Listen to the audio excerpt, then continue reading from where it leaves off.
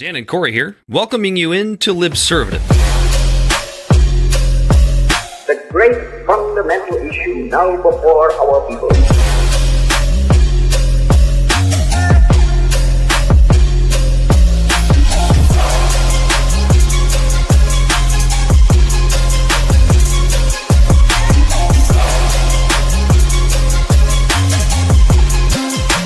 We, the people, cannot turn back. Yeah, welcome in to another rousing rendition of Libservative, intellectual idiots fostering political and cultural literacy, and the world's smartest internet show. Bell the Body Snatcher on the ones and twos. He, as always, is Corey Walsh. And he's Dan Griffin. What a week, man. Bubba back in the news. Happy to hear from him. Bubba. A little bit. We got the technically, war. we actually haven't heard from Bubba. We have not. And we probably won't. And it kind of pisses me off a little bit, because Dan, how long do you think it would take if you were subpoenaed by the U.S. House of Reps or like the Senate? How long do you think it would take if you were subpoenaed and you didn't show up before the feds were kicking in your door? If it were me? Yeah. A matter of hours. Yeah. Well, Bill and Hillary have been subpoenaed and they're kind of doing a no-show and they haven't said nothing and they're not showing up, Kind of what Steve Bannon did, but the Dems went after him. Yeah. Well, Bill Clinton, a lot of power. A lot of power in that dick. Old Bubba. A lot of power in that schwanz of his. We have Trump versus Massey and Marjorie Taylor Greene is not going well for Donald Trump right now. It was looking like it might be okay for a minute. It's not going well. We have Sarah Horowitz talking in front of the Jewish Federation, mentioning that Holocaust education has quote unquote backfired.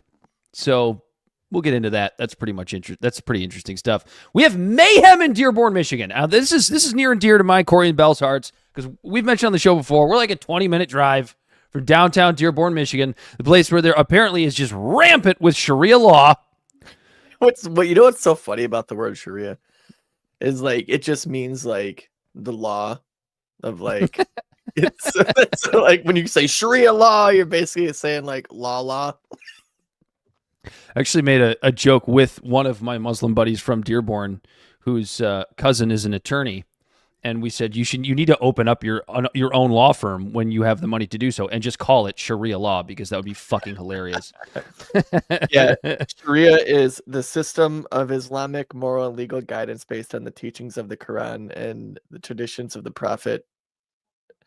Prescribing both religious and secular duties, it has generally been supplemented by legislation adapted to the condition of the day, though the manner in which it should be applied in modern states is a subject of dispute between Muslim traditionalists and reformists. So it's basically a law. Just law. And so when everyone's like, it's Sharia law, it's law. Like, I don't know. We'll get into it. Which is something I just learned recently as well, so I'm not trying to sound like some crazy intellectual out there, because I don't give a fuck. Yeah. And the return of Epstein continues like a wonderful series of sequels that we will also get into as well. But I did want to start here, Corey. I don't think we talked about this pre-show, so I'm going to surprise you with this one a little bit. Did you know that Arabic numerals are now back trending on X again today? Did you see this? Oh my God. Fucking Arabic numerals. They're indoctrinating our children, Dan.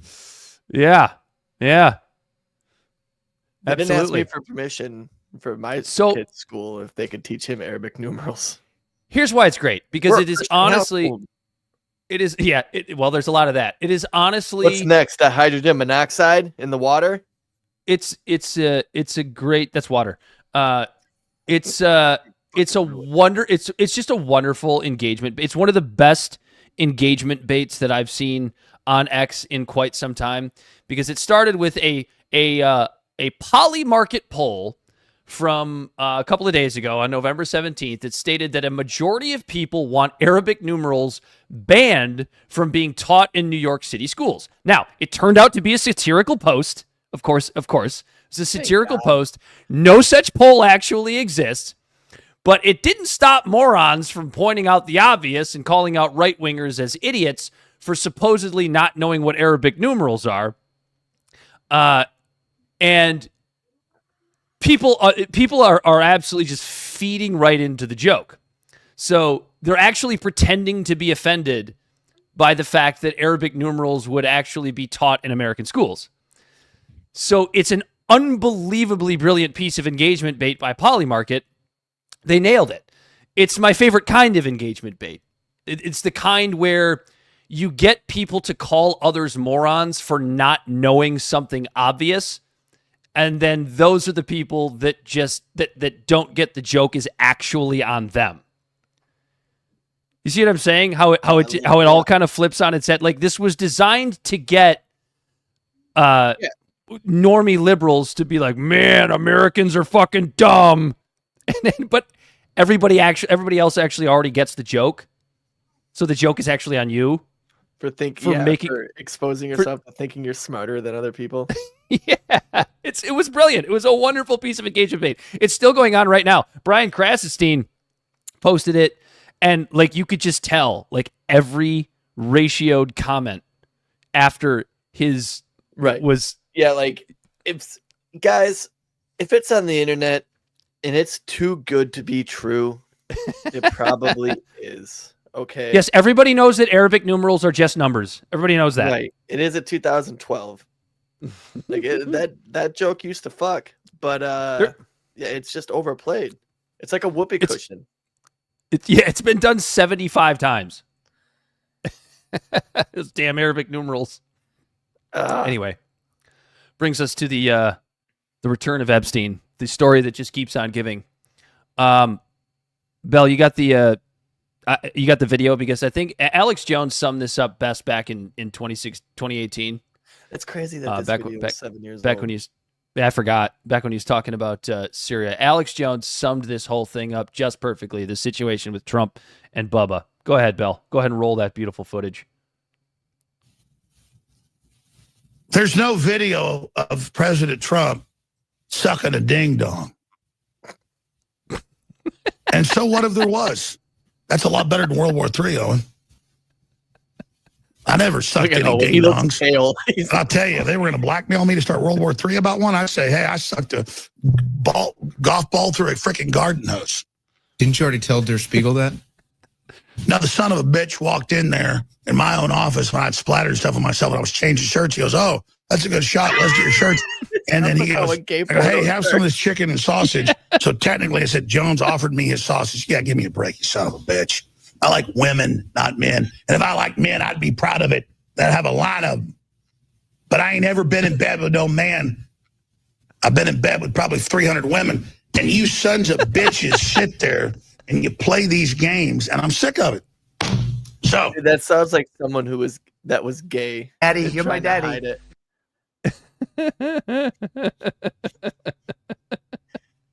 Oh yeah, and I'd be licking Very dick. successful, very rich.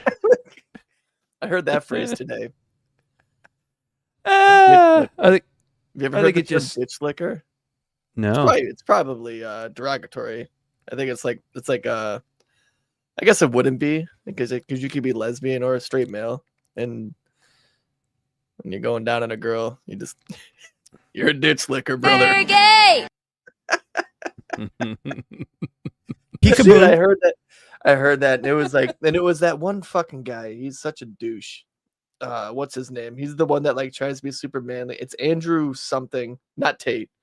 But it's like Andrew something, and he got fucking owned by this chick because he was acting like he was a man, and they handed him a jar to open, and he couldn't open it. And then he was calling this girl who was a lesbian on. He was in a conversation with her. Seriously overweight. And he was like trying to like preach about saying that she's too stupid to get it, but he was about traditional marriage with one man and one woman and this and that. And she's like, and she fucking aired his dirty laundry. It was like, your wife has 3 baby daddies.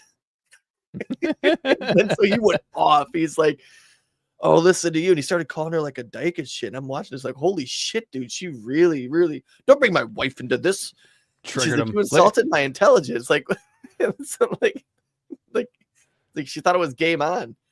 And he called her a ditch licker. And it's like, is that a derogatory term for a lesbian? I don't know. I'm assuming it just means eating like pussy. But like I heard that and I'm like, oh, that's actually kind of a funny derogatory statement. And then underneath it was like some guy like trying to be like I would never call a lesbian that, obviously, right? But then someone's like, but some guy in the comment was like, on a real note, guys, when you're doing locker room talk or you're just talking with your friends, have you ever used the term ditch licker? Like, get out of here, dude. You know, first off, he was like, it was a guy that said that in the comments, and that's one of those. That's one of those where you respond and you go, "I hope she sees this, bro." No, I respond. Honestly, no, but it's definitely getting added to the vernacular. Like, that sums up the whole Bubba situation. Yeah. I'm sorry, I went off on a little tangent. You're good. I don't really take a whole lot of credence in the Bubba situation. I think it's just a funny joke at this point, right?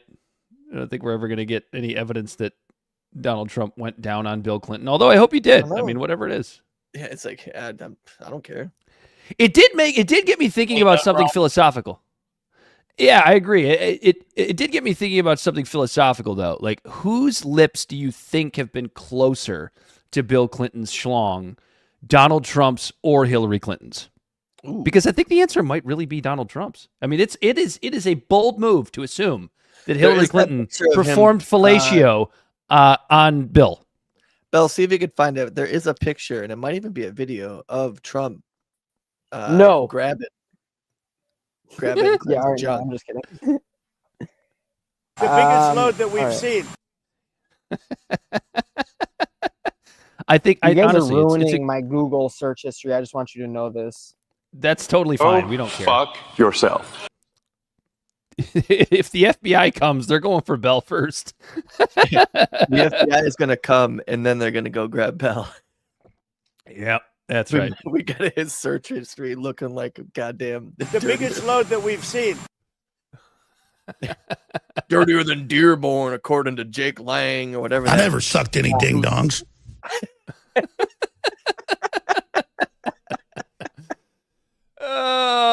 So, Mike Johnson tried to pull the biggest... sure about that? Yeah, I'm not. Mike Johnson tried to pull the biggest bullshit move. Honestly, not the worst political move, but when you realize what it actually is, it's just a scumbag move. Yesterday, as they're getting ready to do the vote on bringing out all of the Epstein stuff, Mike Johnson wants to come out and try to push for unanimous consent in the House on releasing the Epstein stuff. And if you understand what he's doing here, you kind of understand why that's important. Because if you have unanimous consent, you're not required to vote on it. And Democrats, and I don't often give Democrats credit, but I will give them credit on this one, even if it's for dumb political purposes. Sometimes those things can result in something good, even if they're not for the right intentions. Democrats said, no, fuck that. We're voting on this because they want the vote on the record. The American people want the vote on the record. And Mike Johnson decided to come out and, whoa, why wouldn't they go for unanimous consent? What are the Democrats trying to hide? It's like they're trying to hide the same shit you're hiding. We all know you're in this together. We all know to the extent that there are names and that there was nefarious activity with Jeffrey Epstein, whoever it is, whatever it is, however bad it is or not bad it is.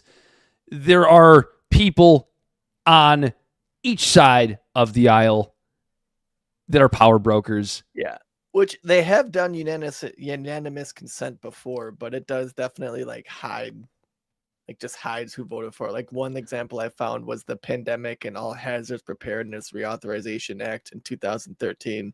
Mm-hmm. Yeah, it's just a way of hiding who voted for what. That's all it is. And it's just like, it actually kind of says a little bit more about you, Mike Johnson. Which like, why do you want to hide the vote? Work when we had a pandemic. The pandemic and All Hazards Preparedness Reauthorization Act was a federal law that strengthens the country's ability to prepare for, respond to, and recover from public health emergencies. We fucked up with a common cold. I mean, obviously, like, I'm not downplaying it, right? It's the caveat you have to give. It was a common cold of a different strain, because I think even the common cold has the word COVID in it. But like this COVID was a different. One of them does. There's rhinovirus. There's COVID flu or cold viruses. Yeah. But the COVID that did make it to the human population at a very accelerated pace was one that no one was used to. So it did take out a lot of people. Like, people did die. But this fucking unanimous consent bill was supposed to help prepare for the funds went to emergency surge capacity, trauma system readiness, communication systems between hospitals and agencies. We had bodies and body bags just in fucking travel trailers behind hospitals. It was supposed to be for vaccines, antivirals, diagnostics, medical equipment. Still do. The hospitals were at 80% fucking capacity before and after COVID, and during it hit 90, and they're like, oh yeah, we can't fucking do this. Like, what the fuck? I'm learning about this on the air right now as I'm looking at this, and like, we should stop. Enhanced public health coordination with Homeland Security, FEMA, Department of Defense, HHS. But it was definitely used for the government to be able to shut people down and do stuff like that, because they used all the legal aspects of it in COVID-19. So sure, they did. Imagine that. Interesting. So that's one other example of unanimous consent that Mike Johnson tried to. Sorry, I went off on a tangent there. No, you're good, because it matters, because it's whenever it is something that benefits or has the potential to harm power brokers, regardless of party. That's when the unanimous consent gets pushed for. You think if Nancy Pelosi were Speaker of the House and we had a Democratic president in right now that were, with Republicans trying to get the Epstein files released, you don't think she would have pushed for the same goddamn thing? Of course she would have. It's nonsense. It's all nonsense. So what does Mike Johnson want to come out and say? The thing you would expect, that the Epstein situation right now is just a political attack on Trump. And it's like, yeah, of course it is. Of course it's a political attack on Trump. It is a chance for the Democrats to use something to take down Donald Trump, the thing that they've been trying to do forever. However, it can also be the other thing too. Yeah, no, that's just it, right? Like, walk and chew gum at the same time is really, really fucking hard for politicians in Washington. Matt Taibbi put out a great piece earlier today talking about how this Epstein situation right now is starting to smell a lot like Russiagate in certain aspects. And I think he's right. Democrats are using this as a political attack on Donald Trump. But Republicans would be out of it. Everyone is creating an idea of what they want it to be so bad. Yeah. That's why it smells like Russiagate. Even though the Bubba thing, which is hilarious. It's hilarious. Really funny. I never sucked any ding-dongs. The chance of it being true is still like 50-50. I mean, everything really comes down to 50-50, right? But I mean, like, it's still not like deadlocked. Bubba could mean anybody. Literally anybody. And it could also be goofy locker room talk and emails, kind of bullshit. Like, right. They were fucking boomers. They texted through email chains. But Taibbi pointed to like this sort of if true narrative that kind of really took over during Russiagate. And Matt, being such a well-respected journalist that we respect very much, his point is like the sort of if true stories are ones that journalists are kind of taught to avoid. Like, you don't want to do like that sort of if true narrative when you're a fact-seeking journalist. Right. Because what it does is exactly what Russiagate did. Because there was a lot of that, like, if true, President Donald Trump's in big fucking trouble. But, like, the public, when they see, they miss the whole if true part right? If they already have an outcome in their brain that they want, they don't see the if true part. The internet's doing enough of it on its own. They don't need to try to add to it. They're going to wait. Like someone mentioned that to me earlier, actually, because, everyone's filtering through these and there's thousands of people like taking emails and some of them are probably out of context to spin their narrative and stuff. And this guy, he goes, I'm surprised we haven't seen any journalists coming out about this. And I said, none of the credible ones anyways. I'm like, they're like, a credible journalist isn't just going to create a whole narrative around one email. They're going to look at those names in those emails. They're going to look at the time that those emails were sent. Okay, where was this person? And try to see what events these people were at that time. Like they try to paint the whole picture and like, like almost like a detective. Peekaboo. Crime scene, and then try to get interviews with these people. Find out who that they're close, people who they're close with. Try to get interviews with them. All the good journalists right now aren't going to post anything about this. They're doing the fact finding. Mm-hmm. They're not going to do the if true. Leave that to the fucking National Enquirer and all the tabloids. Right. Like, that's like, I will say the tabloids had it right all the way back in the 80s and 90s because that's still what people want. It's so funny. Like, do you remember when you were a kid? Maybe you didn't have this, but when I was a kid, World News, I'd go to the grocery store with my mom, right? And you'd see the tabloids lined up on the end caps right by the registers, right? And like you'd read all the headlines, like even as a kid, right? Or I would. And I just remember like I remember one specific moment, like I don't even remember what the headline was, but I had like said something to my mom about it, and she looks at me and she goes something to the effect of like that's tabloid bullshit. There's nothing true about any of that stuff. Don't pay attention to any of that. And then now here I am at fucking 37 years old, and that's all people pay attention to. It's nothing but tabloid bullshit. That's all anybody wants. Like, why is TMZ? First of all, TMZ does such a wonderful job. They actually do a pretty good job because they have the infrastructure, and they also pay. Like that's that's what tabloids have always done. They pay for sources. They pay for these things as to where the credible. They bankroll themselves with the celebrity gossip that everybody loves. And then the credible politics. The credible stuff they don't pay. They don't pay for interviews.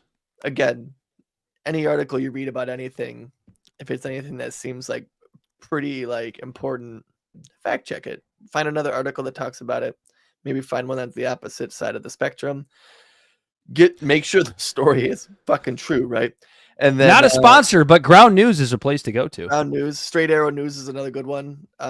Ad Fontes, FADFONTES.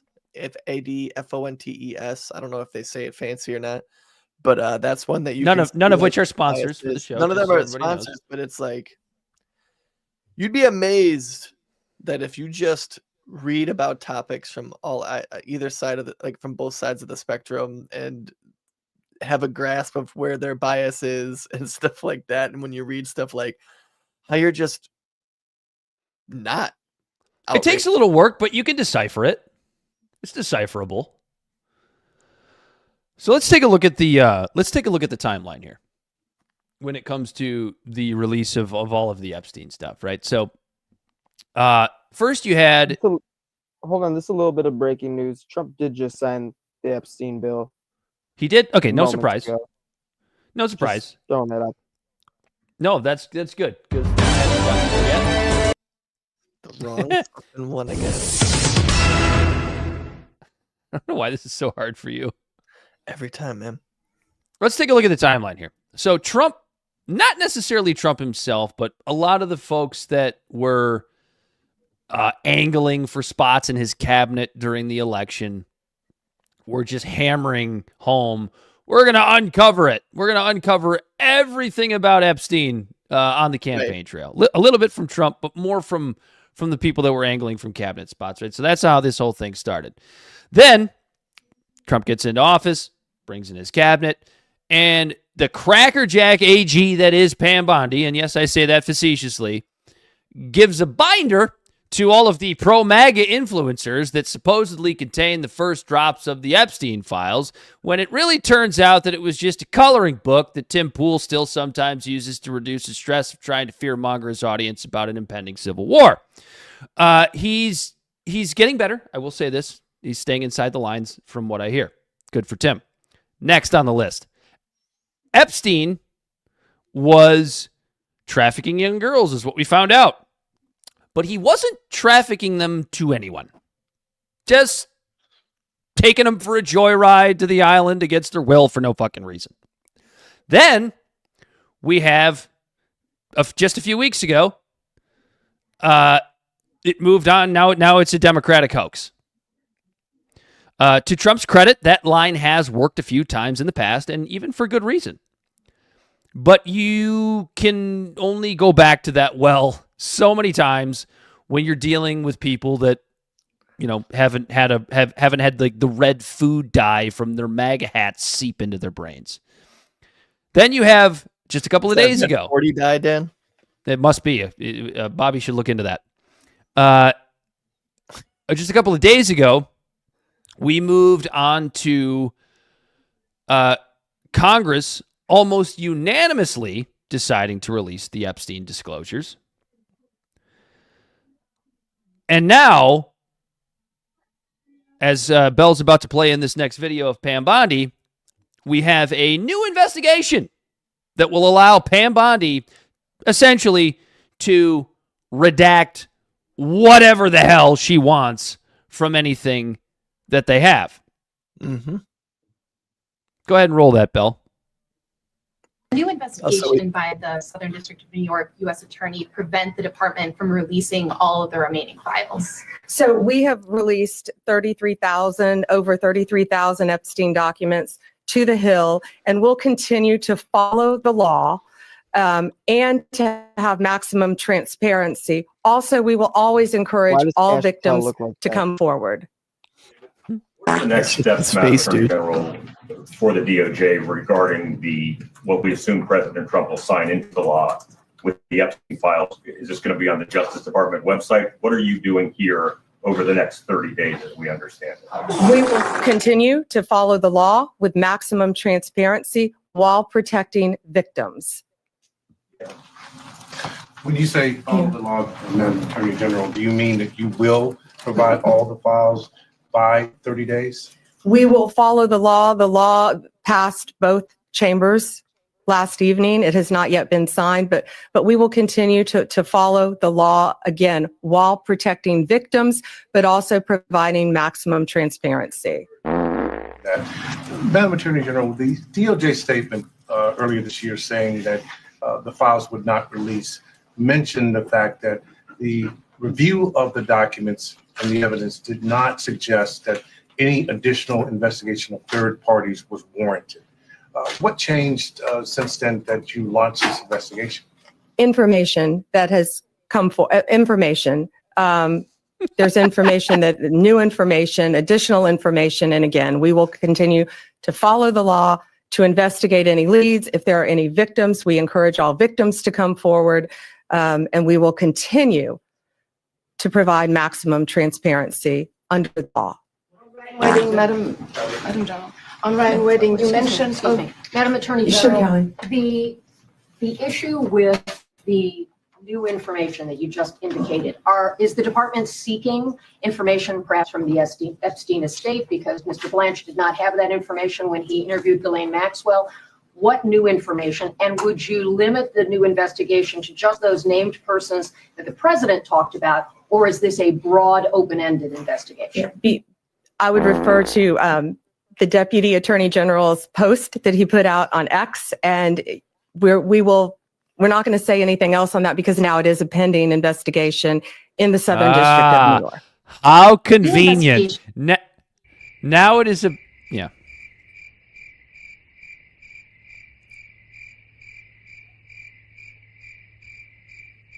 Why is that still going? It's a long one. Now it's a pending investigation.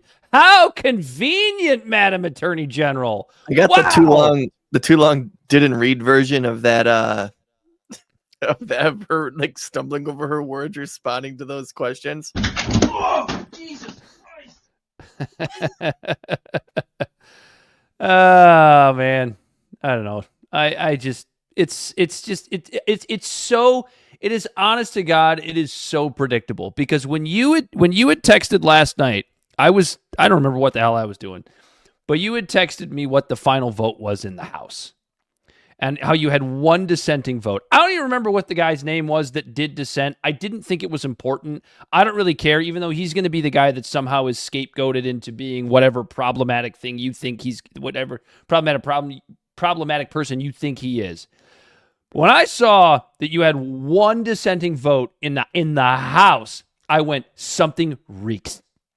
Something stinks. And I remember we were talking about this last week when Tim Burchett tried to get a new bill across the finish line to have a vote last week.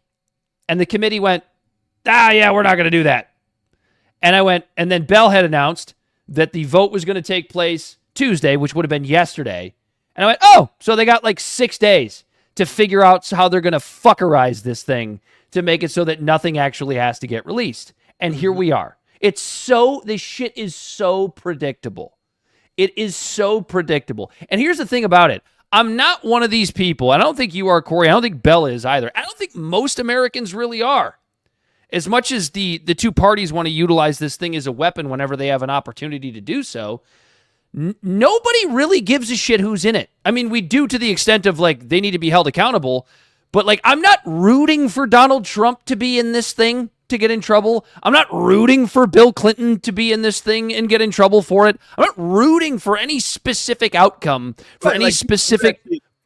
Any sane human being who doesn't have TDS, like, hopes that your president wasn't diddling kids. It's kind of looking like he might have. Because they keep doing this thing where it's like there's nothing to see here. There's nothing to see here. It's like, if there's nothing to see here, then let us fucking see it. I don't understand why that's such a weird thing to say. Nothing to see here. Nothing to see here. Right. Like, good. Oh, Clinton's in it? Oh, no. Take him out. Yeah, I don't give a shit. Oops, sorry. I didn't mean to kick you out, Bell. There you go. Oh, Tom Hanks? That's shitty. Peace. Bill Shut Gates. up, bitch. You know, like, Really, all the the people. Fuck all of them. What about the people who are all like, it doesn't matter, you shouldn't even be worrying about it at all? It's like, dude, what? But here's the thing, and this is why, like, the conspiracy theory shit always comes back into play, right? Because look at the people that are saying that you shouldn't be worrying about it. It's the Laura Loomers of the universe. It's the Zionist Israel first crowd that is talking about this. And we talked about this last week. The part that is honestly more important, do I want to know who's in it? Yes. Do I want to know if we have this weird cabal of pedophiles running our government and running our world? Yeah, I want to know that. And if it's not the case, I want to know that too. Mm-hmm. But the more important thing here is what we talked about last week in the 4 articles that were put out by Ryan Grimm connecting Jeffrey Epstein to Israeli intelligence. Why is it that you have everyone who's like the weird Israel first crowd, including Donald Trump himself? They're the ones that are like, there's nothing to see here. And then you wonder why you have like the Nick Fuenteses of the world spewing what is probably garbage. Yeah, no. Probably. Am I crazy? I guess a little bit. Shut up, bitch. That's not nice. It seems like it was even more than even just a fucking Mossad, dude. He was talking, like, he was like helping broker deals in Saudi Arabia and the Middle East. He was all up in America shit. He was all over the place, man. He had his fingers in everything. Arresting me for what? I'm not allowed to stand up for myself? I thought this was America. Huh? Isn't this America? I'm sorry, I thought this was America. It is America. I don't know. I don't really know if I have anything else to add.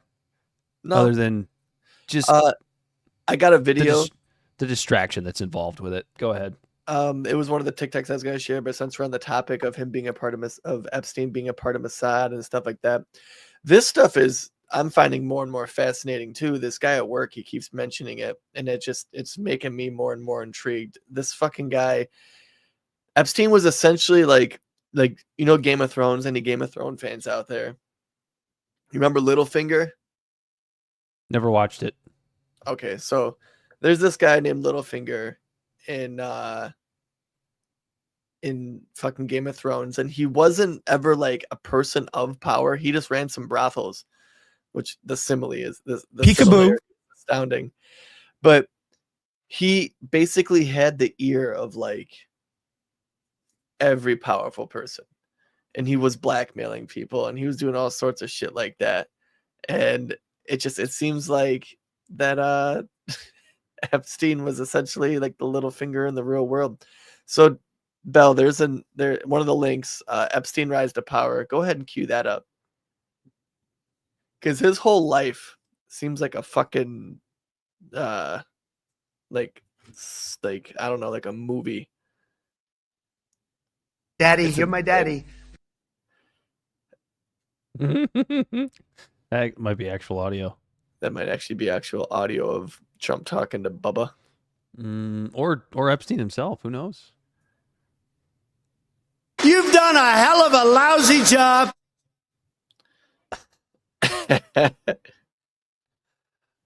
We could have waited. Nope, Bell's got it. There it is. Bell's got it. I think we're getting astroturfed talking about this stuff. You think so? Go ahead and play that. Before we continue to analyze the emails, I'm seeing some reoccurring questions and points of confusion of how Jeffrey even came to power and where he came from. So I'm going to speed run us through so you have the context before we continue. So we start with his birth. He was born in Brooklyn, New York, Coney Island, which was a huge hub for Jewish immigrants at the time.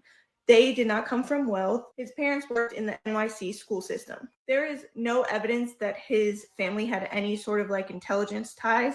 His rise doesn't really happen until after high school. As you see, the next major milestone in his life is in 1974 when he gets hired at the Dalton School as a teacher. Epstein dropped out of both Cooper Union and NYU. So he's 20 years old, no degree, nothing to show for himself experience-wise, and suddenly he gets hired as a math and physics teacher at the Dalton School, which is an elite private school in Manhattan. And Dalton traditionally hires Ivy League credentialed teachers. And Epstein, like I said, was 20 and wildly unqualified. It made absolutely no sense. Now, the headmaster at the time who hired Epstein is Donald Barr. This is important. He is a former OSS, which was the precursor to the CIA, deeply tied to intelligence, father of William Barr, or Bill Barr, who became Trump's attorney general and oversaw Epstein's death investigation.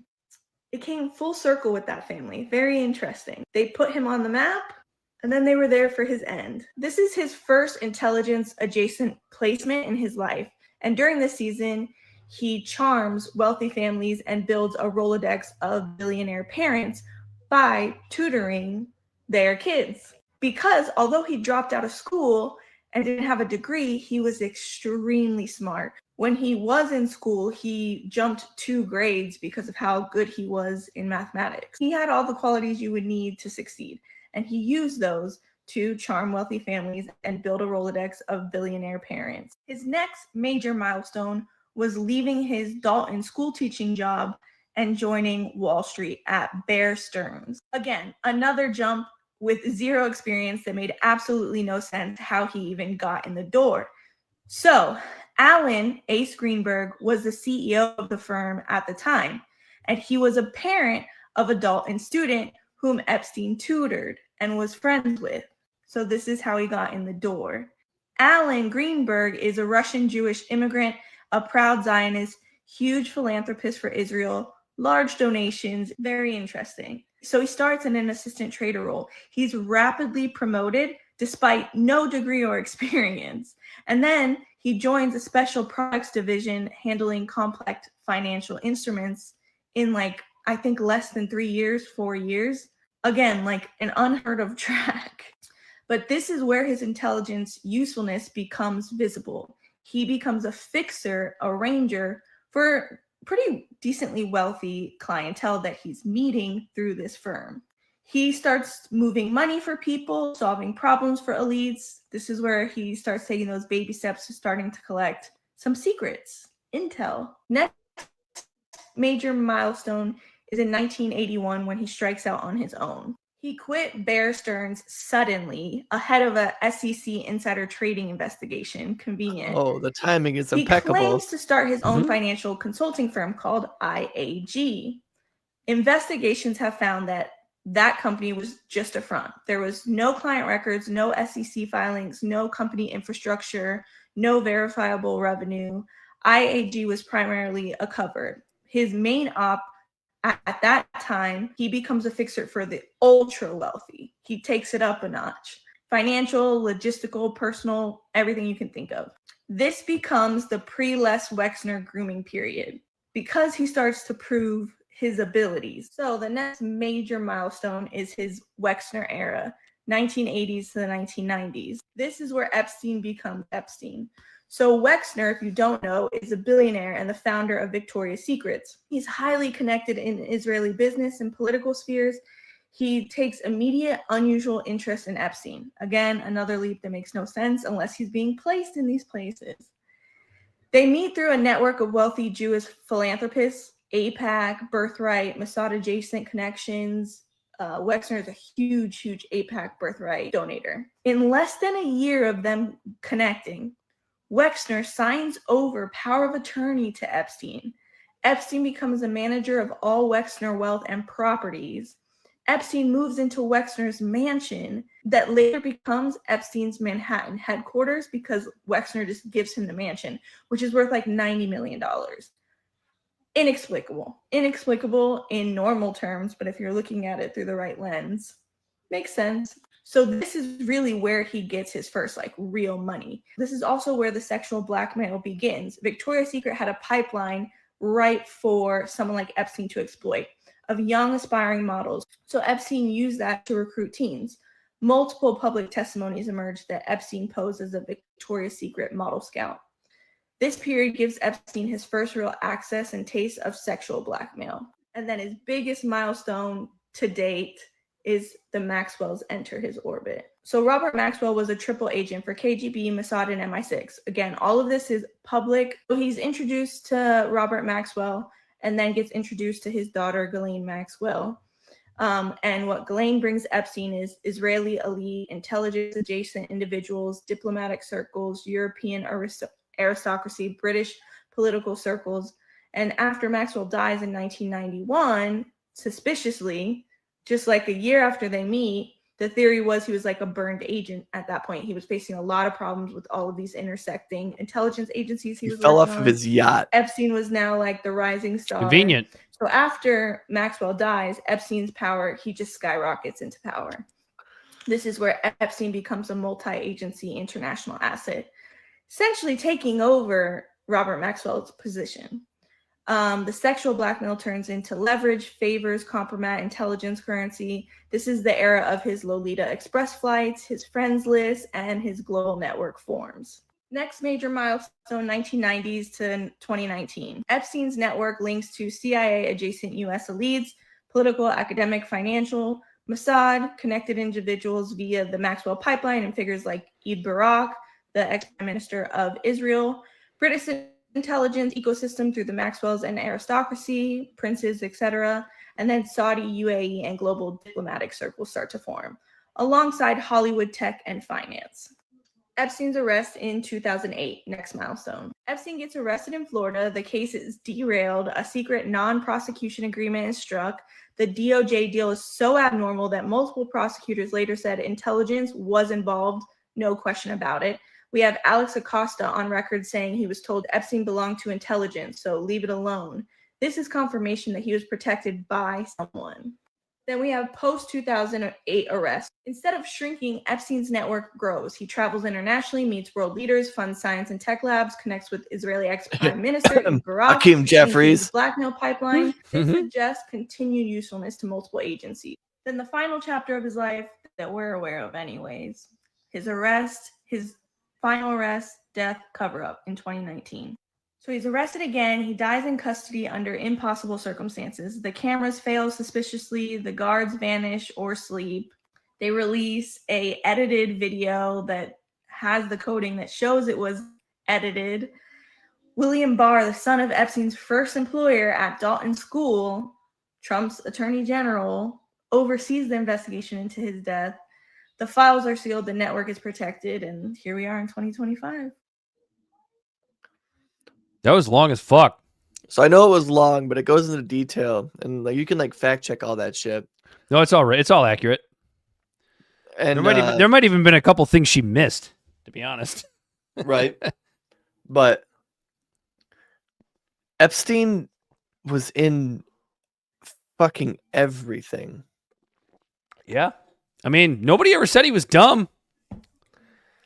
And yeah, it's insane. That guy, I think that like everyone's fixated on Trump being in there.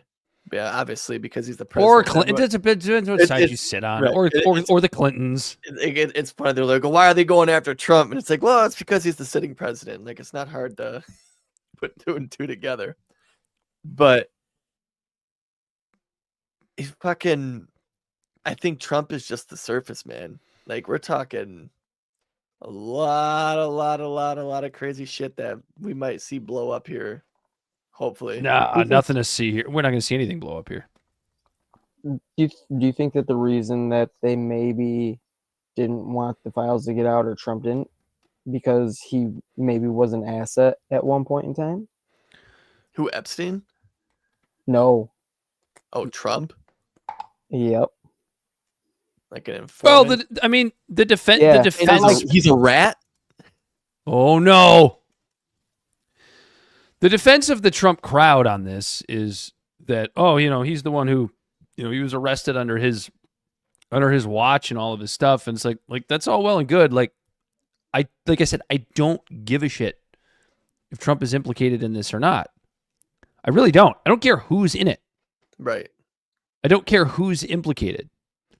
But when you have a world at this point that is becoming less and less trustworthy of its power, or I should say trusting of its power brokers, and you have what continues to look like just every single page that can be turned to shove this thing under the rug, and then you go like what Michael Tracy keeps doing, and I think Michael Tracy has a lot of great points. I really do. Like I do think that there are people that are making assumptions that maybe aren't fair. I agree with him on that part. But you have people like Michael Tracy and others that are sitting there talking about, like, in not so many words, why are we so stuck on this? It's like, because it's not weird to you that we can't know exactly what's going on here. And I don't want to shit on Michael Tracy. I actually like Michael Tracy a lot as a journalist, and I think he brings up a lot of good points. He was kind of the first one that came out and talked about how, Virginia Giuffre is not really a very trustworthy witness in all this. And he points out all the reasons why, and he turned out to be basically correct on that. So I get it, but like, I'm sorry, I sit on the other side of the fence when it comes to just wanting to know what happened, and I don't think we ever will. I really don't. I don't think we ever will either, and that's something I've called since this shit started popping off. I said we're never gonna see what's truly in there. At least not while people are still alive. Maybe we'll know after people are dead. No, it's not even that. It's like the JFK papers. I mean, the JFK papers were released, the Martin Luther King papers were released. What do you actually know? Right. How much was taken out? Like, it's just I have such a low amount of trust for our institutions that I don't think we're ever going to see fully anything. And you know what? The lack of trust in our institutions not make sense, and they're going to write it off. It's like, well, yeah, it's incomplete and it's broken. Like, oh, we didn't get that one email between those two, and it's just like, give me a break, like. And to add to that, Corey, I think the lack of trust in our institutions might make the Epstein situation more bloated than maybe it actually is. And I think that's some of the point that Michael Tracy tries to make. I think there is an aspect to this where I think people might actually be looking for stuff that's not there. I think there's a huge component of that. You know what I mean? Yeah. Like there's that that conspiracy that's thinking push of like, yeah. Well, that's the very institutions that we're talking about. Like they're leaving everything just murky and opaque, and people are just leaving room for people to connect their own dots. And then the constant push, like people are like, oh, well, the Democrats had it for 4 years and they didn't do nothing. But it's like no one's really asking, like, why didn't they do anything? What else is in there? Right? Like, why didn't the Democrats for 4 years actually do this if they like? And then why is Trump still like up until like the weird reversal, like a weird reversal and then a unanimous vote on the files all of a sudden after he was like out there freaking out and trying to call Nancy Mace and Lauren Boebert to try to tell them to not release the files and freaking out and causing a bunch of shit. Immediately tried to go back to the thing of, oh, it's a hoax. And I don't know. It does all feel fishy. This is a side note. Can we talk about Nancy Mace's rack for just a minute? Because she might be the new big-titted Nancy in Congress. I did not realize Pelosi is leaving. Because Nancy Pelosi's gone. I did not realize. A viewer and then lost a viewer. Lost 2 viewers. That rack, I don't care. I don't. That rack is hard to miss, and I don't know how I missed it all this time. I know. I had to send you a picture. I was like, wow, that is raction. That's outstanding. Yeah. When I saw her talking on the floor, I was like, oh Jesus, Dan's gonna see this, and then just you're gonna see his Bell's got the picture. My God. And it's like trying to hide them like a little bit. Like, yeah, those decency, Nancy. Those aren't phony. I think those are natural too, dude. I don't think there's anything phony about those. I think Nancy might have been recruited by Epstein in a younger time. And then, yeah, that's a corn-fed. Here comes right Nancy. Ooh, peekaboo.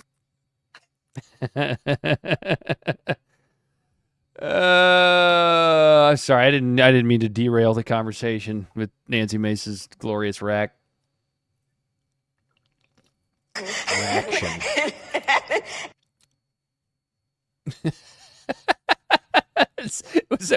Were those the noises that were coming out of me when I was talking about Nancy Mace's rack?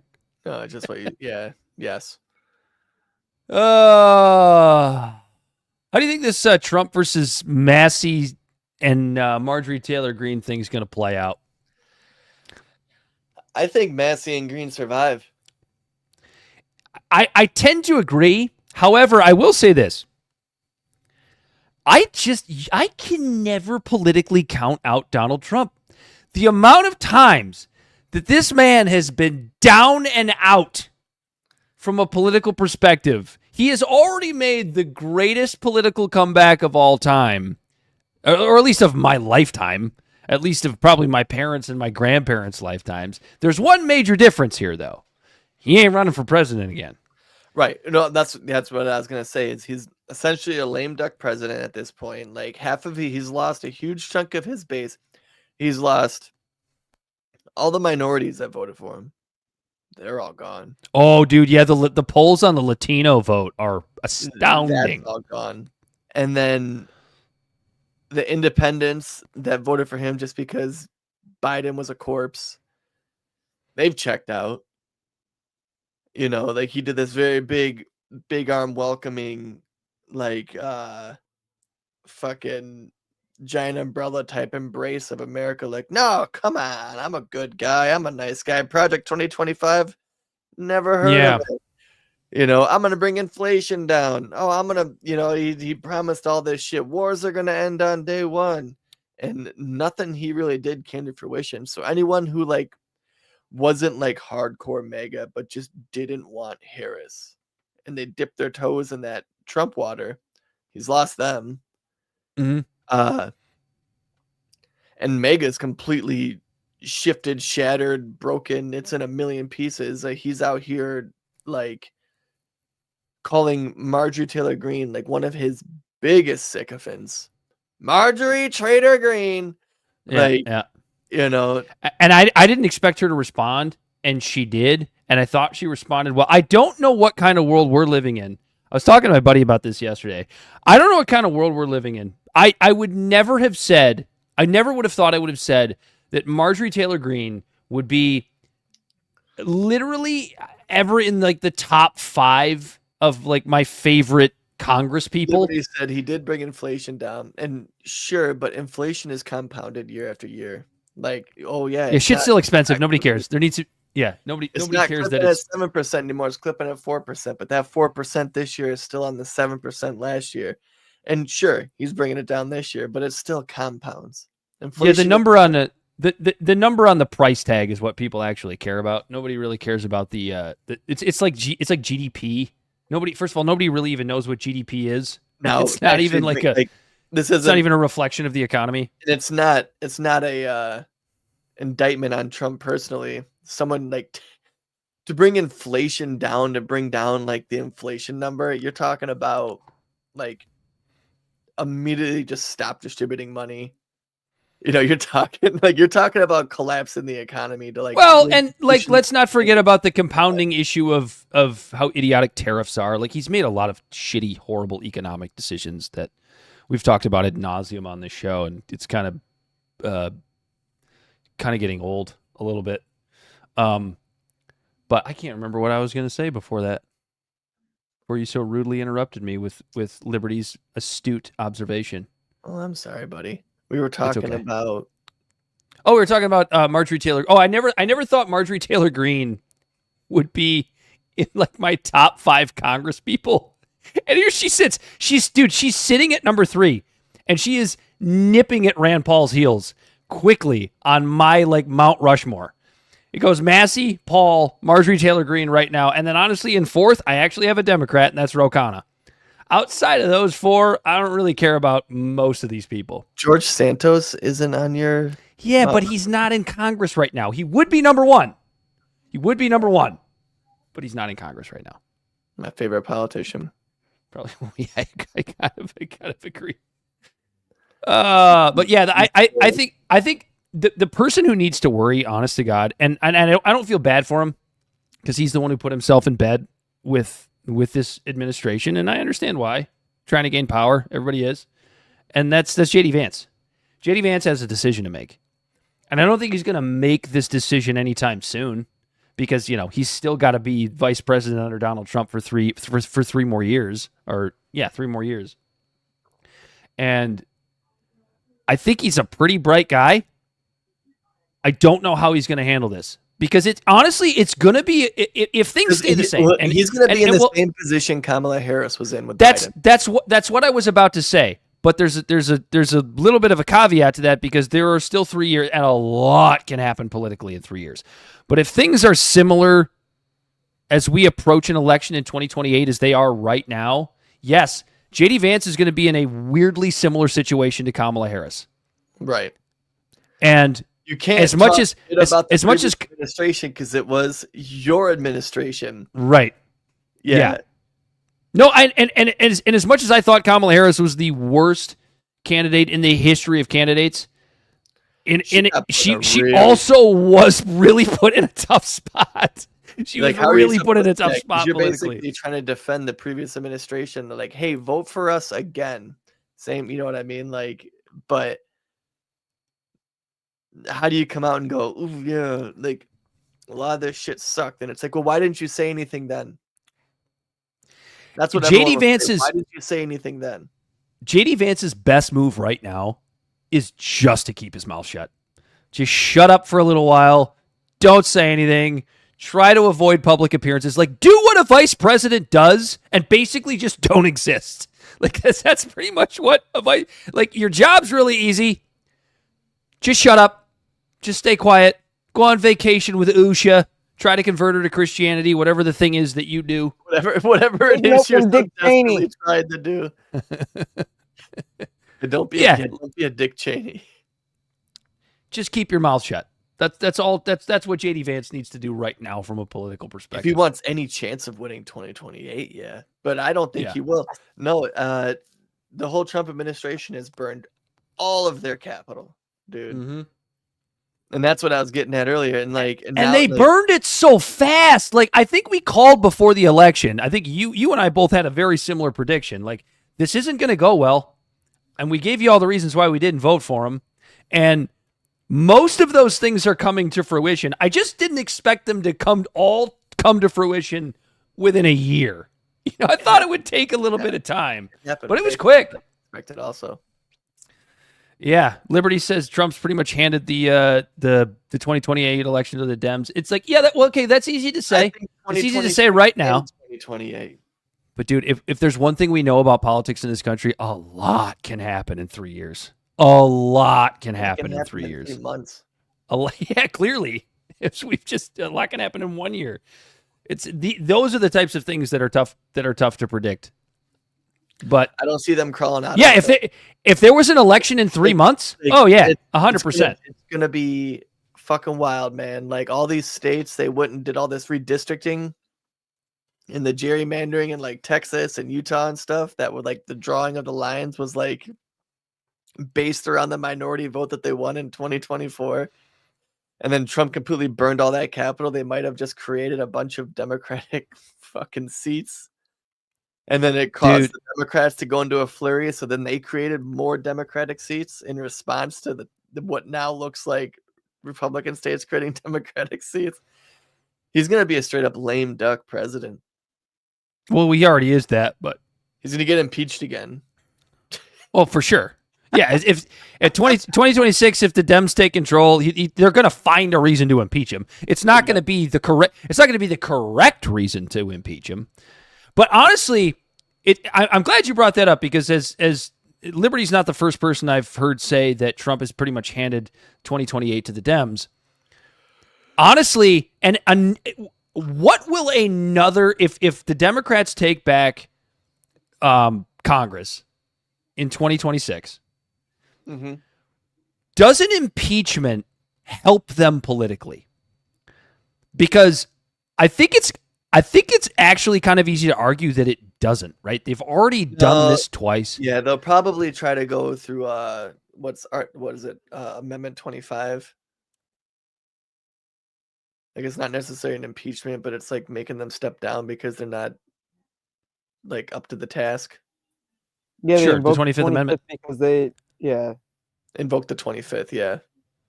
Well, yeah, but like, what good does that do the Democrats? What good does that actually do them politically? Because politically, it actually makes more sense to have Donald Trump just finish out his term and continue to blow himself up. That would be a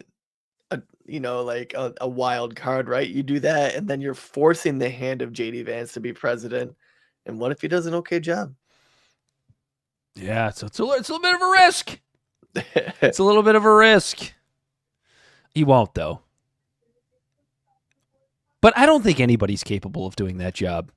I'm a cynic in that way. The Dems base is fully energized. They don't need an impeachment to further energize the crazies.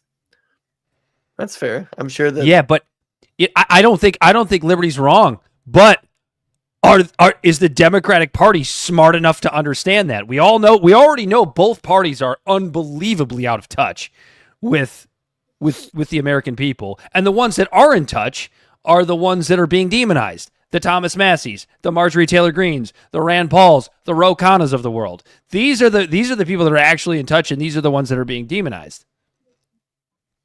That's true. Very, very true. Yeah, maybe Sri Tanadar will have something to say. He's already drafting the next article of impeachment. Yeah.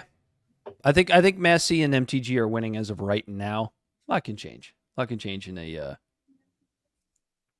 quick amount of time. You have anything else you want to say about MTG and Thomas Massey? Owning, destroying Donald Trump. Smash that like button. It's so wild that like not so much Massey. Massey's never really been like, I think he was trying, like Trump was trying to primary him in his last presidency too. But the heel turn on Marjorie Taylor Greene is pretty fucking wild. Some WWE shit, right? Like, yeah. And she is I love it. Turning your back on someone who is one of the most vocal people in the House is that's a bold strategy, Cotton. Let's see if it plays up. There's the question of like what is Marjorie Taylor Greene's motive? And I don't know. Maybe it is nefarious. Senate seat. Maybe it is nefarious, but I'm the kind of person that like I don't care what your motives are if like the right outcome takes place. It's like when people are always talking about like propaganda.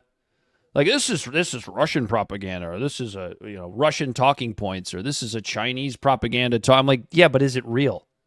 Right. Is it the truth? I don't really give a shit if it's propaganda, if it's the true thing. Right. Like oh, this, yeah, exactly. Like when let me think of an example. Like Edward Snowden, right? Edward Snowden released all the shit that showed us that the Patriot Act was real, and now he's in Russia. It's like I don't care that he's in Russia. Yeah. It's kind of a why would you? He's an American hero. Why did he ran into the arms of the Russians? The Russians are the enemy. It was basically Russia that released this. It's like I don't give a shit. I don't care who released it. He exposed you fuckers for spying on us. He's a hero in my book. You want to move on to Sarah Horowitz? Bell's got that video. Yeah, let's see that. Sarah Horowitz, she was was it a speechwriter for Obama? She was she was an Obama speechwriter, and she went in front of the Jewish Federation and basically told it that Holocaust education has backfired. And it's one of those situations of the pro-Israel crowd saying the quiet part out loud. Go ahead, Belle. I think that since October 7th, but really before then, there have been huge shifts in America on how people think about Jews and Israel. And I think that is especially true of young people. So we are now wrestling with a new, I think, generational divide here. And I think that's particularly true in that social media is now our source of media. And this, it used to be that the media you got in America was American media, and it was pretty mainstream. It generally didn't express extreme anti-Israel views. You had to go to a pretty weird bookstore to find global media and fringe media. But today we have social media, which is a global medium, right? Its algorithms are shaped by billions of people worldwide who don't really love Jews. And so while in the 1990s, a young person probably wasn't going to find Al Jazeera or someone like Nick Fuentes, today those media outlets find them. They find them on their phones. It's also this increasingly this is all written down. Media, less and less text, more and more videos. So you have TikTok just smashing our young people's brains all day long with video of carnage in Gaza. And this is why so many of us can't have a sane conversation with younger Jews, because anything that we try to say to them, they are hearing it through this wall of carnage. So I want to give data and information and facts and arguments, and they are just seeing in their minds carnage, and I sound obscene. And, I think, unfortunately, the very smart, bet that we made on Holocaust education to serve as anti-Semitism education, in this new media environment, I think that is beginning to break down a little bit. Because, Holocaust education is absolutely essential. But I think it may be confusing some of our young people about anti-Semitism because they learn about big, strong Nazis hurting weak, emaciated Jews. And they think, oh, anti-Semitism is like anti-Black racism, right? Powerful white people against powerless Black people. So when on TikTok all day long they see powerful Israelis hurting weak, skinny Palestinians, it's not surprising that they think, oh, I know, the lesson of the Holocaust is you fight Israel. You fight the big, powerful people hurting the weak people. Yes! Yes! Yes, that is. I feel like that is like the most important message from the Holocaust.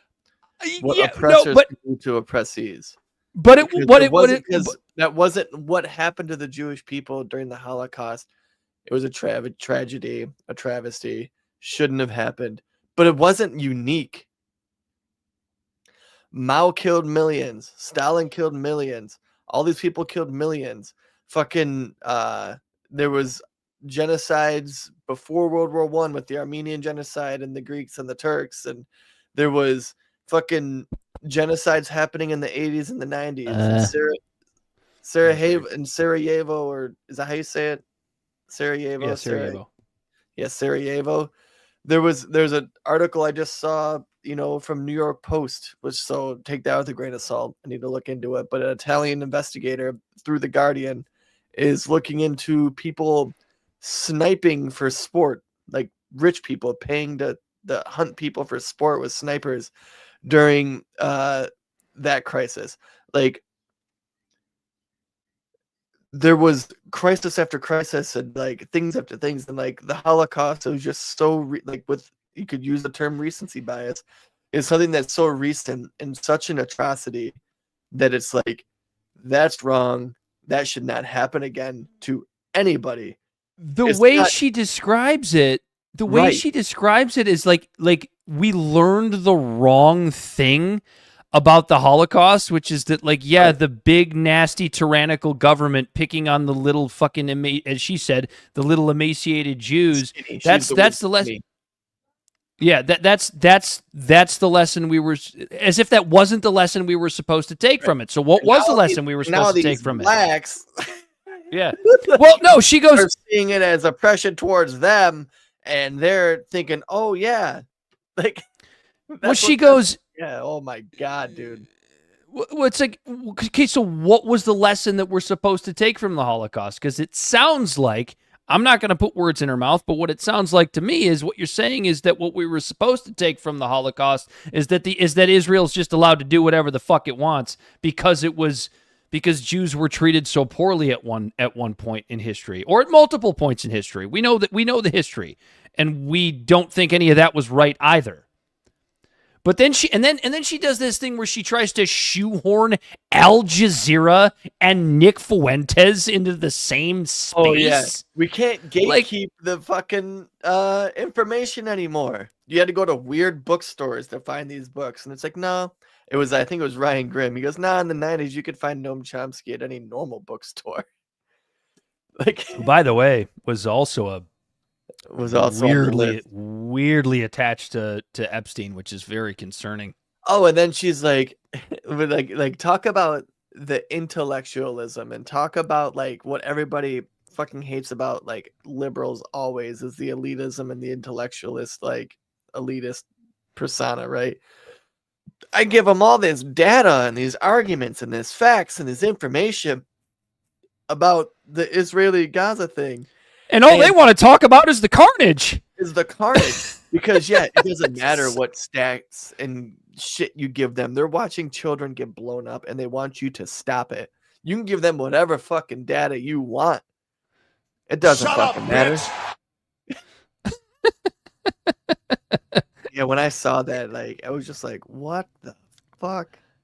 Yeah, it's like, where is all the anti-Semitism coming from? I can't imagine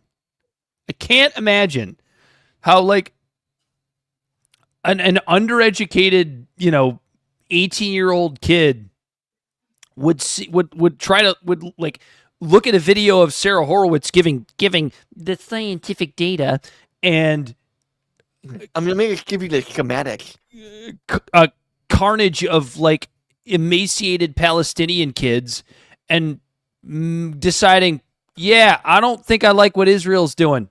And yeah, unfortunately, sometimes that morphs into legitimate anti-Semitism. But why? It's because when you criticize the government, they say you're anti-Semitic. Right. So you might as well just be anti-Semitic, right? Right. That's what they say I am. Right. Might as And well then do it. everyone's like, why is this the only country that I'm not allowed to say anything about? All that shit that happened in Dearborn. Oh, we're gonna get into that next. If that happened in like a Jewish neighborhood and it wasn't about Muslims and it was about Jewish people, that'd be all over the fucking news. Bell, go ahead. Bell, go ahead and pull that video up. So this is Jake Lang, who is hold on, let me pull up his little profile here. He is he calls himself a January 6th political prisoner, and he is running for, is it state Senate in Florida, or is he actually running for Florida's Senate seat? You think he U.S. Senate candidate for Florida. You think he was gay for the stay in prison? I never sucked any ding-dongs. I don't know, but this motherfucker decides, and I can call him motherfucker, and I can be pissed off about this, because this motherfucker decides to be a goddamn interloper and roll up goddamn I-75 to a suburb of Detroit that I actually care about, because Corey and I could hop in a car right now and be in downtown Dearborn in 20 minutes. And all he's doing is playing into the bullshit propaganda that Dearborn, Michigan is somehow overrun by Muslims, overrun by Arabs, and is invoking Sharia law. And he's pulling this goddamn white supremacist playbook of diluting the white race. Like, we've seen this game before. And honestly, his game is working, because we're sitting here talking about it. He's fucking trending on Twitter, and he doesn't know anything about what he's talking about, but he's utilizing it because he's a scared little boy, and he's trying to get all of the rest of the scared little white boys on his side to make this look like something that it actually is not. Is there a heavy Muslim population in the city of Dearborn, Michigan? Yeah, yes. The largest one outside of the Middle East. That is correct. Is there a lot of Arabic writing on businesses in Dearborn, Michigan? Yep, a lot of that too. Lot of delicious Middle Eastern food. A lot of Arabic being spoken. You know what I've never experienced when walking through Dearborn? Racism against you, I guess. I've never experienced, like, I'm not supposed to be there. I've never experienced violence. I've seen women showing their skin walking down the streets of Dearborn. Yeah. This place that is it does kind of piss me off. It pisses me off that this town is so often used as some sort of bastion of Islamic takeover inside of the United States by people that have never set foot there, by people that have never even bothered to research the town. Even because I don't want to do the whole Douglas Murray thing. Well, you've never been to Dearborn, you can't know anything about Dearborn. But like, just basic research done on this place. It's a great town. I love Dearborn. Yeah, and like, it's so fucking funny because like, on the main dragway in Dearborn, what is it? It's not Michigan Avenue. Yeah, is it Michigan Avenue? Yeah. On the main dragway is where they're doing their little protest. It's like they're over here talking about, oh, Sharia law. Like, in the background, you can see strip clubs. Yep. And then in the nativity scenes. Yeah, like you can also see nativity scenes at Christian churches. Like, it's Sharia law, dude. And then they're like, oh, look, they are violent. Look at them. Very good. Look at them trying to stop us from burning a Quran. It's like, I'd like to see any of you Christians out there stand idly by when, like, if a Muslim or a Jewish person, or even another Christian, or an atheist, better yet, an atheist, tried to burn the Bible in front of you. Yeah, it's nonsense. You know, go ahead and roll the video. Objects being lit on fire. The biggest snowflake about it was Trump with the American flag. This fucking guy. He was talking in front of looking to drag us back. Dearborn City Council this morning. Looking to oppress women. oppress homosexuals. They're looking to destroy everything that makes America great.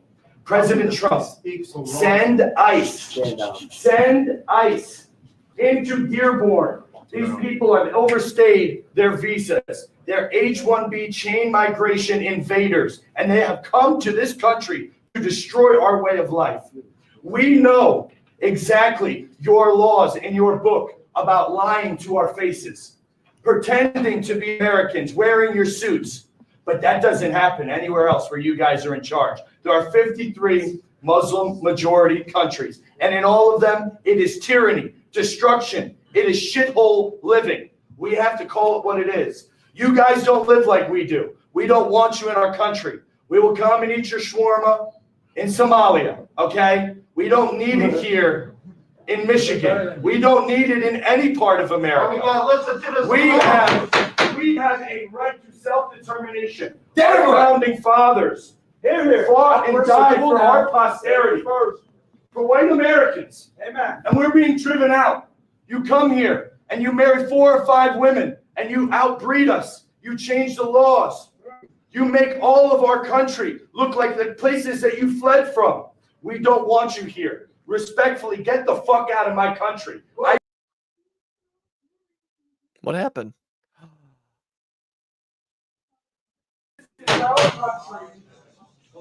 And the people, the veterans, the World War II veterans, that's blood has soaked for our constitutional republic, are taking a look around Europe. They're taking a look around America, and they're saying, what the hell did we fight for?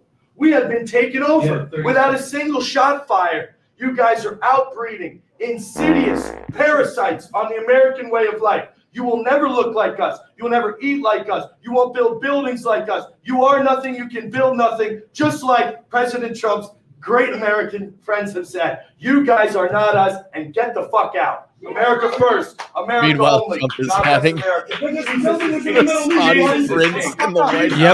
Yep. Jesus is king. Jesus is king.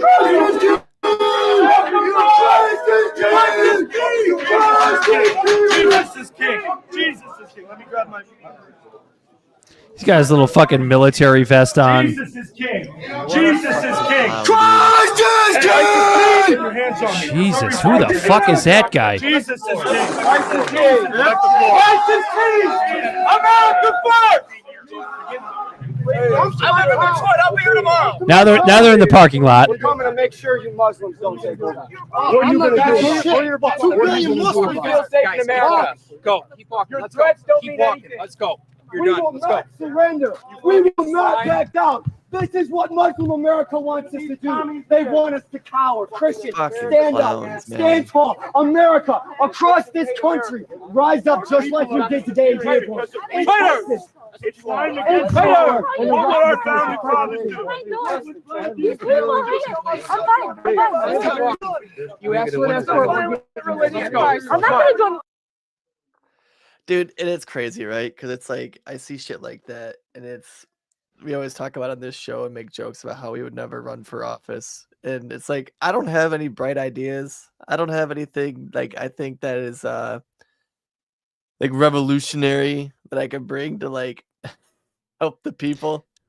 But it's almost like you want to run to split the ticket so like these fuckers don't win because Yeah, it's that weird thing of like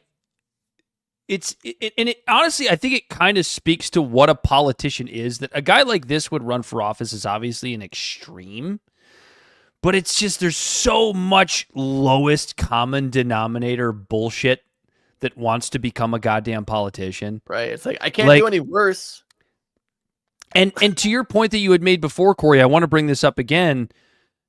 It's been pointed out by, I believe it was pointed out by, one of our favorite leftists, Blakely, had mentioned, why is this not being covered by anybody in what she called the racist media? I won't necessarily go that far, but what she called the racist media. Imagine if everything that he was saying was about Jewish people and not about Muslims. Oh, it'd be all over the news. But somehow we're being invaded and overrun by the impurities of whatever the Arabic people and Islam brings to our country. It's nonsense. Like this is literally just like what that guy spewed was white supremacist rhetoric. Like just absolute old school neo-Nazi drivel. That's all that was. Mm-hmm. And this guy is running for Congress in the state of Florida. And It's to like, the what point where fuck he you goes, doing up here? because Dearborn's the place to be. Dearborn's the place to be if you want to shit on Muslims. It's the way He's that gonna end up it's the catching way a that case though. He spray painted cuck on someone's bus. You know, yeah. So hopefully, like, fuck him. And like this guy is what the fuck is his name again? Jake Lang. He's a scared little boy, which is all white supremacist rhetoric ever is, or any supremacist rhetoric. I don't care if you're talking about white supremacy, black supremacy, Jewish supremacy. It doesn't matter. It's all fear. You're scared. You're scared that, and in this guy's case, or in the white supremacist case, it's you're terrified that somehow you're going to be you're going to have your genes diluted, or whatever the hell the white supremacists used to like to say. Being afraid of I recently listened to an episode of Rogan where Daryl Davis was on, and Daryl was talking about how when he was fresh out of college, he had confronted a white supremacist that actually came and spoke at his school. He was the head of the American Nazi Party at the time, and was telling Daryl about how he was going to be, you're going to be sent to Africa. All the Jews are going to be sent back to Israel, and if you don't go, then you're going to be taken out in the impending race war. We're talking about how they were scared of. Daryl was talking about how they would always mention the year 2042. Because was it 2042? Something. I think it's somewhere in that range. Because that is the year that the white race was officially going to become a minority in the United States, and that was the year that they were so afraid of. And like it almost seems like this guy and others like him are back in that mold of we're so terrified that The Great Replacement. Our white heritage is so diluted. When it's like, if in 2042 or even before then, because I think we're actually on pace to beat that, to be honest, as far as like white people no longer being the majority, having less white people than we have all minorities combined. White people will still be the majority as it pertains to like a single race, right? But like I'm sorry, I don't care. I don't either, because I just don't care. Even the white race, right? Like, fucking, I might have, like, other than English, don't really have much in common with a white person in the UK, or a white person in France, or a white person in Germany, or Russia, or Ukraine. We're definitely all very, very different people, even though we look similar. You know, like, and then you split down the hairs in even the, like, heritage of white. What's even considered white? Are we talking white today just because we all look the same? We talking white in the 1900s when they were painting Irish people as fucking monkeys in magazines and newspapers wearing a barrel. We talking about Italians. Italians were all of a sudden white after World War II. Before that, they were certainly looked at differently. Scots were looked at differently. Polish people were looked at differently. Like, there's a bunch of racist jokes about every single fucking white race. White people can't even agree on what white is, and yet we gotta have this fear of didn't know she was black being replaced. Like, I don't know, it doesn't make any fucking sense to me. Yep, that's that guy's running for Senate in the state of Florida. I'm sure he'll win. I'm sure he'll get the minority vote. Yeah, he's probably gonna win. Because it's fucking Florida. My God. Honestly, like, we have to keep a tab on that one. This is something that I would normally let roll off my back.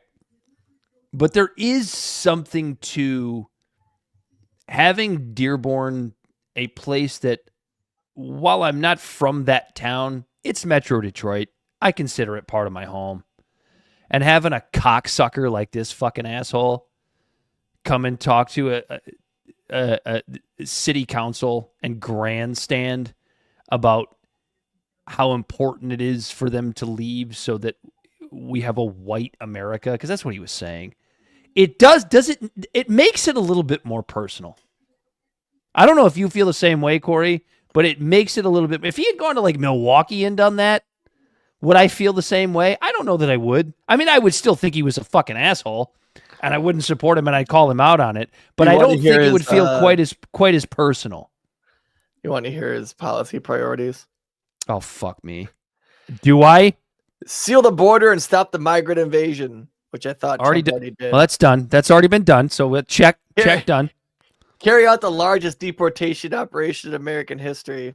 So he's gonna beat Obama. Mm-hmm. End inflation. End inflation and make America affordable again. That's how you gonna do that?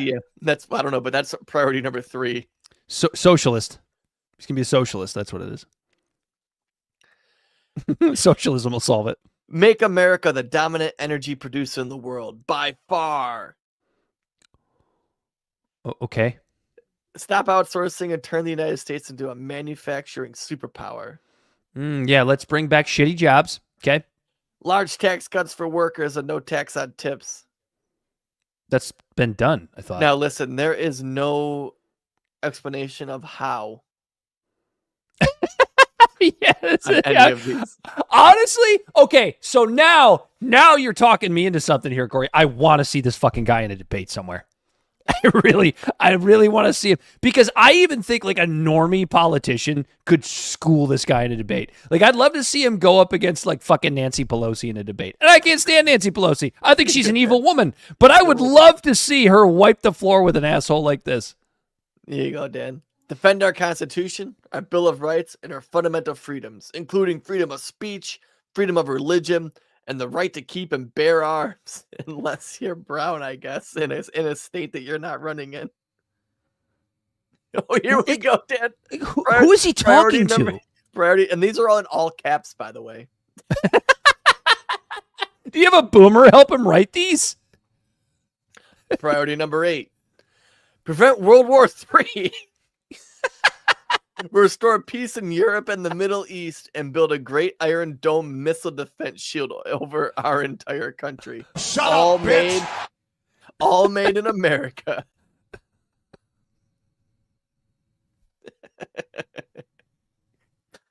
He's gonna prevent World War III, Dan. You know what's so funny about that is like that policy platform is like the caricaturization of what I thought Marjorie Taylor Greene was. And the weaponization of government against the American people. That's priority 9. Not one of the top 5. Oh my God. And then number 10 is number 10 to round it all up. Stop the migrant crime epidemic. Demolish the foreign drug cartels. Crush gang violence and lock up violent offenders. I'm actually serious. Should we reach out to this guy and try to have him on the show? We probably should. On the top of the page, it's 100% Trump America agenda. I'll just play this a bunch of times while he's talking. Shut up, bitch! The news tab. I go to the news tab. It just says, no news yet. Check back later. With a picture of people on the January 6th Capitol fucking steps. Events. No events yet. Check back later. He must be running this himself. There's got to be a phone number. We should privately dox him. I don't want to. I don't want to send his information out publicly, but I want to know his information. I want him on the podcast. We're taking a break next week. Well, Corey might do a show, but I'm going to be out of town. I'm taking a vacation. Fuck y'all.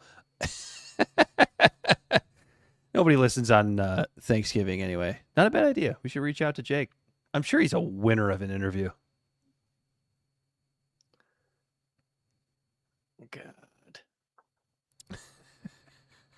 I just can't wait to like. I just can't wait to like pull up his policy stuff and just be like, so how are you going to lower inflation? As a fucking congressperson, what's the solution? How do we get this done?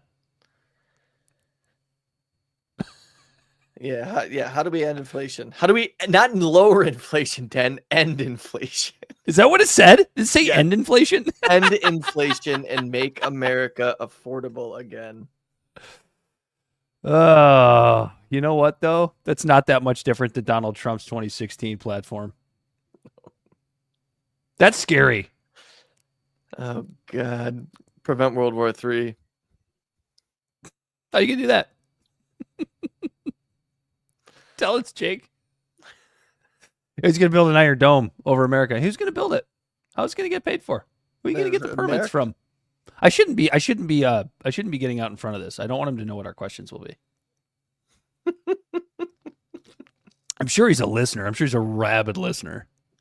Yeah, of Libservative podcast. Oh man. You got any more TikToks? I don't think I have anything else. Did we miss anything? I have. Oh God, we should ask Jake Lang how he feels about Arabic numerals. He has them on his page. All right, so let's talk about Zohan already. You just shut up, baby, because you hate America and you love abortion. That's actual audio of Jake Lang. It is. It sounded exactly like him. Like, how do you feel about homosexuality? I never sucked any ding dongs. He did say when he was talking to the Dearborn City Council that they're trying to weed out homosexuals. So it sounds like he might be pro-gay. Good for him. He's got that going for him. Anyway, go ahead. You're gay! I see our girl Blakely on the screen, and before you play this video, I just want to say this. I'm not going to give anything away that's in the video, because actually I haven't seen it yet, but I know what it's about. I called this. What she's about to talk about, I predicted this. Live on this show, you can go back and listen. As soon as Chuck Schumer and other establishment DNC people were campaigning with Zohan Mandani, you're like, he's co-opted. He's in the fold. It's so predictable. And people like Blakely, and I like Blakely. I don't necessarily agree with her socialist stuff, but what she is she's a principled leftist. So I don't agree with her principles, but I like that she is principled, and I like her. And people like her were really, really excited about Zoran Mamdani, and I knew they shouldn't be, and here's why. Go ahead, Bill. Let me talk about Hakeem Jeffries for a moment, who now may face a challenge from TOSA, who is a member of the DSA. You said there are local issues that Mr. Osei should be focused on, maybe should remain a councilman. Are you saying he should not run against Hakeem Jeffries? No, I'm saying that I think the focus should be right here on New York City. I respect the work that Councilman Osei has done. What does that mean? Should he not run? I think that right now is not the time to be engaging in that kind of a primary. Let me just say before I respond to this nonsense that anybody who wants to come in here and go, I told you he was gonna, you can fuck off. Democrats sucking is that's what I did. I guess some of you guys think that's an own because you think it's binary. Like you either have to be outside of the electoral system or you have to constantly kiss the ass of Democrats. Anyway, she just told me to fuck off. Arguing with the people on the left about electoralism versus not. It's about this bullshit. This is fucking bullshit. What kind of horseshit is this? How come no one asked him why? Because this was the shit that AOC pulled the other day. Oh, it's not the time. Why? Why isn't it the time? Can either of you explain why it's not the time? Because you know what I think? Democrats love to tell people it's not the time. They love that. It wasn't the time to criticize anybody in the Democratic Party during Trump's first administration because we had to resist the administration. Then it wasn't the time to criticize the Democratic Party during the primary because we needed to consolidate to beat Trump. Then after Biden won it, wasn't the time to criticize them because he needed to get his agenda through, of which, of course, he didn't. Then it wasn't the time to criticize them because we needed to keep our powder dry so that he would work with the progressives, in which he, of course, did not. Then it was, oh, you can't criticize him because he's going to be running against Trump. And then he imploded on stage. But he saw that he was like literally senile. So then they brought in Kamala and went, okay, but now you can't criticize the Democrats or her now because we have to beat Trump. This isn't the time. Okay, so what is the time? When is the time? It's almost like you guys are saying there is never a good time to participate in democracy. It's almost like you're saying that it's never a good time to criticize the Democratic Party. That line is not only such trash, because to say that it's not the time to participate in democracy is to say that you don't believe in democracy. You don't believe that people have the right to participate in democracy from the party of democracy. But the second thing is, actually, I can't think of a better time than now. Now is a great time, actually. Somebody get them on the record to explain why. Because their reasons for this are always bullshit. Stop letting people gaslight you into thinking that primaries are not a good thing. Even if Hakeem Jeffries kept his seat, it would sharpen him. The problem in the Democratic Party is that there isn't enough challenging. There isn't enough standing up to the establishment. There is way too much fucking reverence and like, oh, we've got to listen to the leadership and do everything they tell us to say.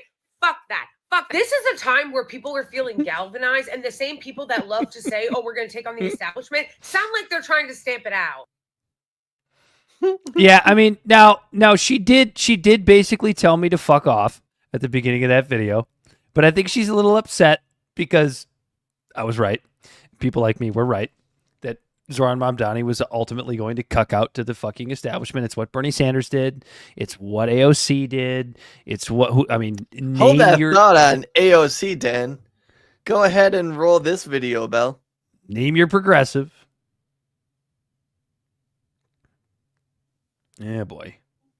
See, this right here is why I did not fuck with her and Bernie Sanders fight the oligarchy tour that happened recently. When good for you, Blakely. All over it, because it's very easy to say fight the oligarchy, stand up to the establishment when it's vague and faceless and nameless. But then when somebody takes your advice and says, you know, I'm gonna She's just find the AOC also saying this is not the time. Wall Street and APAC, you go, oh, did I say Hakeem fight Jeffries. the oligarchy? I didn't mean ours. Similar to what Bernie said when he was asked. I didn't mean ours. Disastrous handling of the government shutdown. He's like, well, I'm not going to call for him to step down, but make sure you stand up to the establishment. Okay, so you guys want to tell people to stand up to the establishment, but then when they do in your own party, you're like, what? You didn't mean like that. Which is particularly galling because we all know that AOC has her seat because she challenged an incumbent in leadership. And remember, this is the same AOC that tried to gaslight all of us and tell us that Joe Biden was the best person to run for re-election, that he was fine. This is just the newest example of why I don't trust her. This shit was the nail in the coffin for trust. She and Bernie are hypocrites, but I already dealt with Bernie in the other video. She is a hypocrite because not only, as I said, did she get her seat in the first place by challenging an incumbent, but what I also need everybody to understand is that it's in moments like this that you realize how unserious they are about change. How all that, oh, stop oligarchy tour is bullshit and they don't mean it. Because when push comes to shove and somebody actually says, you know what, Hakeem Jeffries is really fucking corrupt, we should primary him, she swoops in to go, I don't think it's the right time. The same bullshit that they try to manipulate you with every single fucking election, whether it's the midterms or the general election. They constantly tell you, oh, it's not the right time. It's not the right time. No, it's always the right time to oust an AIPAC shill. Thank you. I mean, dude, what can you say? She fucking drills it every time. She's a leftist. I don't agree with her politics, but she's principled and she knows the unbelievable corruption inside of the Democratic Party. And it's the same argument that I always have when I'm talking to these like vote blue no matter who people, and I go, why? And they go, just like what Blakely said. Well, the same thing. You got to stop the red. You gotta stop Trump. You gotta stop the bad people from getting into office. And the Republicans used to pull this shit too. And that's actually really interesting because they still pull this shit, but you're starting to see that change that we talked about a little bit with Massey and Marjorie Taylor Greene. We talked about J.D. Vance. Which direction is he going to go? Ultimately, when an election comes around in 2028, might J.D. Vance or whomever turns out to be the candidate for the Republican Party, right now it will be J.D. Vance. Will they ultimately pull the same thing about like we have to stop the Democrats at all costs? Or is the Republican Party, like we saw in 2024, slightly. I shouldn't even say the Republican Party, but No, just I like, think it is. Like, I think a lot of the votes for Trump are they slightly ahead? Not a lot of the votes, but I bet you a large chunk of Trump's voter base was, we can't have Kamala Harris in there. We gotta make sure we don't get her in there. I know Trump says a lot of things, you know, he's not the greatest guy, but you can't have Kamala Harris as president. You gotta vote for Trump.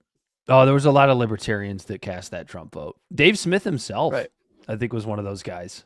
Oh, but hey.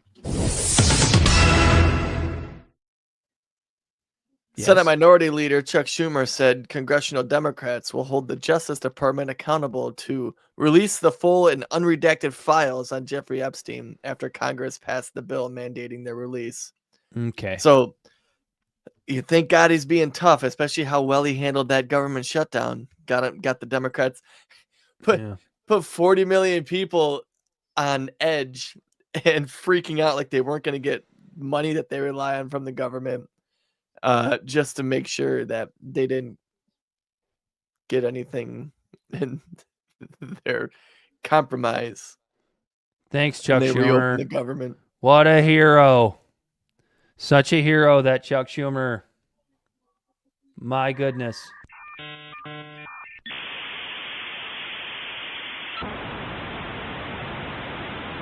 Well, I went to go stop that soundbite, but you changed the screen. Oh, it's just going to keep playing, dude. Like, you can play something else. Everything's computer. Oh. Anyway, what do we got next? I think that's it, bud.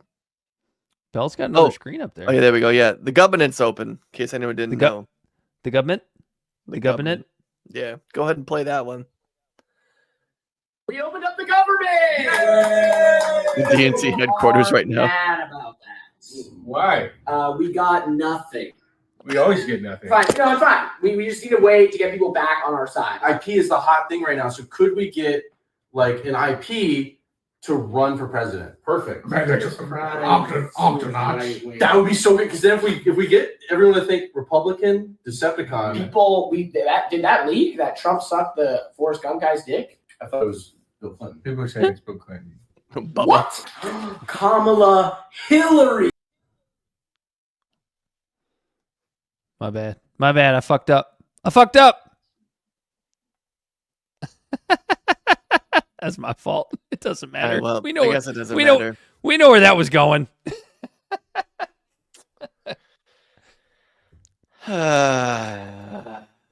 I gotta stop changing stuff in the middle of Bell's videos. Yes. Yeah, Democrats got nothing. We know that already. Anyway, what else? You got anything else? That's it? We're done? That was my last one. I'm ready to go on. I ruined it. Shut up, bitch. I don't know. I'm ready to go on vacation and stop dealing with all this nonsense. Why do you do this show, Dan? I don't know. I don't know why I keep showing up every week. I don't know. I couldn't tell you. Come on now, you expect me to believe that? For Bell the Body Snatcher. I never sucked any ding-dongs. That's true. I've never sucked any ding-dongs. Thought about it, but never done it. You're gay. I set myself up for that one. For Bell the Body Snatcher on the ones and twos, he as always has been Corey Walsh. And he's Dan Griffin. It's been Libservative, intellectual idiots fostering political and cultural literacy, and the world's smartest internet show. And until next time, we are out of here.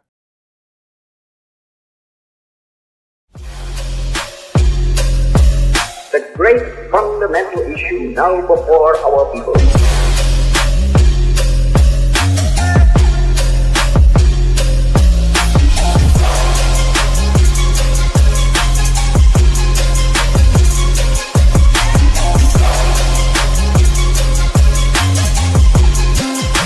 We, the people, cannot turn back.